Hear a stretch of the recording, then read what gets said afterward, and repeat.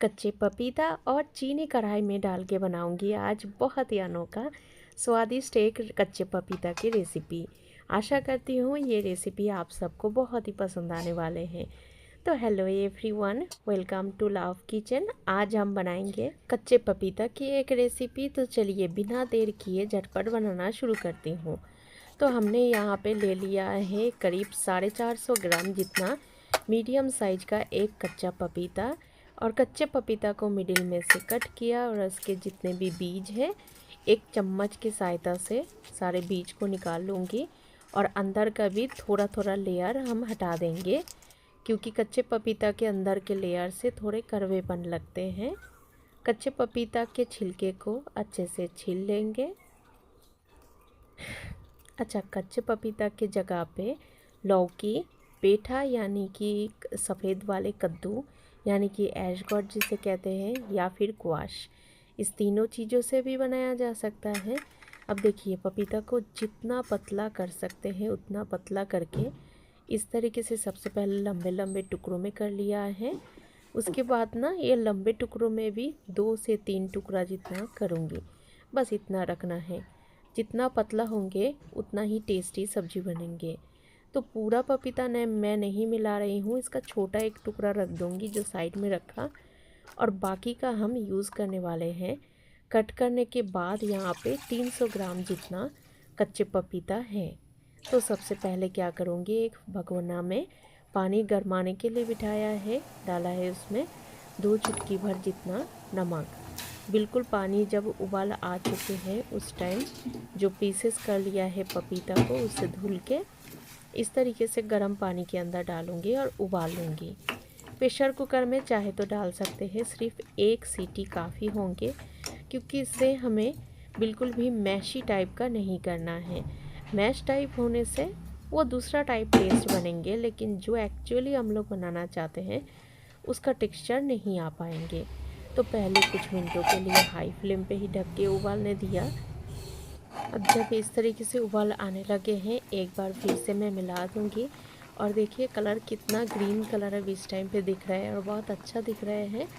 तो फिर से क्या करूँगी ना, बिल्कुल स्लो फ्लेम पे ही ढक के 5 मिनट के लिए छोड़ दूँगी छोटे वाले गैस पे उस साइड में। और तब तक इसके लिए बनाऊँगी, कढ़ाई में सबसे पहले डालूँगी एक छोटा चम्मच देसी घी। घी का स्मेल पसंद है तो यूज़ करें, नहीं तो रिफाइंड ऑयल यूज़ कर सकते हो। इसमें 10 से 12 काजू बादाम हमने डाला है, मिडिल में से कट किया, और गैस का फ्लेम बिल्कुल धीमे पे रखा है। इसमें डालूंगी सेम 20 से 25 हमने डाला है किशमिश, यानी कि आधा मुट्ठी जितना, जितना आपको ज़रूरत के हिसाब से या फिर पसंद हो, या फिर घर में और भी कुछ ड्राई फ्रूट्स है तो आप वो भी ले सकते हो, लेकिन काजू किशमिश थोड़ा सा ज़रूर डालना। इस तरीके से हल्का सा गोल्डन ब्राउन कलर आने देंगे और बस एक कटोरी में निकाल ले रही हूँ। उसी कढ़ाई में डालूँगी एक तड़का।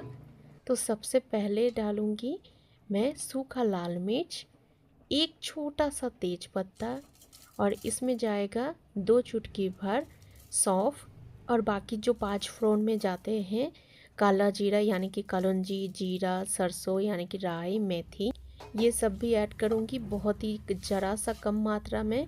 बस ध्यान देना है कि जो सौंफ है उसका क्वांटिटी थोड़ा ज़्यादा जाएगा। अब देखिए 5 मिनट हो चुके हैं, फ्लेम मैंने ऑफ कर दिया था, और इसका टेक्सचर देखिए लगभग ट्रांसपेरेंट जितना हो गए हैं और बिल्कुल इस तरीके से कलर आ चुके हैं। अब एक करछुल में करके सभी पपीता को कढ़ाई में डाला है। तो गैस का फ्लेम मीडियम टू हाई पे करके अच्छे से मिला देंगे। और पपीता हमारे यहाँ पे लगभग 80 to 90% जितना ही कुक हुआ है, ओवर कुक नहीं किया है, यानी कि पूरा कुक नहीं किया है। अब एक चिमटी भर, एक चुटकी भर नॉर्मल रेगुलर नमक, और एक चुटकी भर डाला है काला नमक यानी कि ब्लैक सॉल्ट। 1 से 2 चुटकी भर हमने डाला है लाल मिर्ची के पाउडर, और एक चुटकी जितना डाला है हल्दी के पाउडर, और अच्छे से मिलाएंगे। यहाँ पे ख्याल रखना है हल्दी और मिर्च के पाउडर बिल्कुल ही 1 पिंच करके डालना है, ज़्यादा नहीं यूज़ करूँगी यहाँ पे। और इस तरीके से मिलाने के बाद जैसे ही 1 से 1.5 मिनट हो चुके हैं, इसमें जाएगा ज़रूरत के हिसाब से चीनी। तो हमने यहाँ पे हाफ बड़ा कप जितना चीनी ले लिया है 300 ग्राम पपीता के लिए। चीनी को डालने के बाद इस तरीके से पपीता से ढक दिया है चीनी, और गैस का फ्लेम कर दिया है बिल्कुल हाई, जिससे चीनी जल्दी से मेल्ट होने लगे। इसके बाद चीनी पपीता के साथ अच्छे से मिला दूंगी। तो मिठास हमने यहाँ पे बिल्कुल नॉर्मल रखा है। बाद में बिल्कुल जब आप ऑफ़ करने से पहले थोड़ा टेस्ट कर लेना। अगर आपको लगे कि थोड़ा मिठास और चाहिए तो थोड़ा मिठास आप यानी कि चीनी थोड़ा और डाल सकते हो। गुड़ से बनाया जा सकता है। गुड़ से बनाने से कलर थोड़ा सा डार्क कलर आएंगे, बस आप चाहे तो गुड़ से बनाओ। अब धीरे धीरे करके देखिए, इसमें अभी तक पानी नहीं डाला है, तो चीनी से ही मेल्ट होके अच्छा सा कलर आ चुके हैं। इस टाइम 5 से 6 काली मिर्च को हमने बिल्कुल पाउडर करके डाला है, यानी कि ब्लैक पेपर पाउडर, उससे एक चटपटा सा स्वाद आएंगे। मिला दिया है और बिल्कुल ना इस टाइम पे हाई फ्लेम पे ही रखना है। अब डालूंगी पानी, और ये कौन सा पानी है? जिसमें हमने पपीता को उबाल लिया था ना, वही पानी।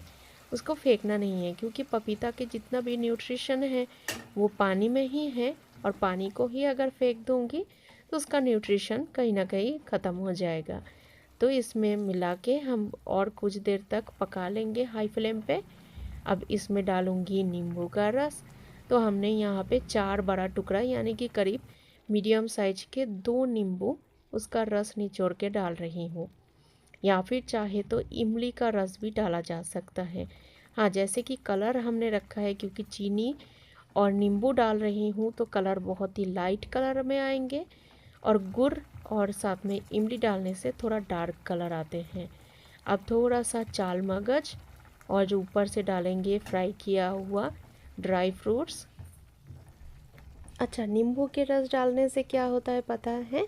उसमें एक खटास आते हैं, यानी कि इसमें थोड़ा तीखापन और थोड़ा जो मिठास है, और साथ में नींबू के रस डालने से एक बैलेंस तैयार होते हैं और वो टेस्टी लगते हैं। और दूसरा बात, क्योंकि हमने चीनी डाला है तो ये सूखने के बाद ना, ठंडा होने के बाद जमने लगता है, तो नींबू डालने से बिल्कुल भी जमता भी नहीं है। तो टेस्ट और टेक्सचर दोनों को ही बैलेंस करते हैं और ज़्यादा टेस्टी को बढ़ाते हैं।